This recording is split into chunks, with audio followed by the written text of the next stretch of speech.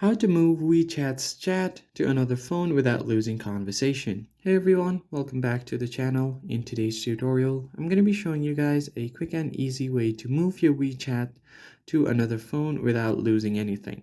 But before we get started, don't forget to leave a like down below and subscribe to the channel. Now let us jump right into the video. The very first thing you're going to have to do is go ahead and open up a WeChat and make sure that you're logged into your account. Once you are on your WeChat, you can go ahead and tap on the Me icon at the bottom right corner. And once you get here, you'll find the settings menu. Just tap on settings. And once you land on the settings page, just head over to the chat section right below message notification. Once you land on the chat page, right at the bottom, you'll find the chat history section where you have an option for chat history migration and backup. And also you can clear your chat history.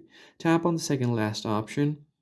And from here, if you want to back up and restore your chats, you can choose the first option, the second option. And if you want to migrate or move your chat to another device like PC or phone, you can choose the first option. So just tap on migration and you can migrate it to WeChat for PC or migrate it to WeChat to phone or laptop. Go ahead and tap on mobile and tablet.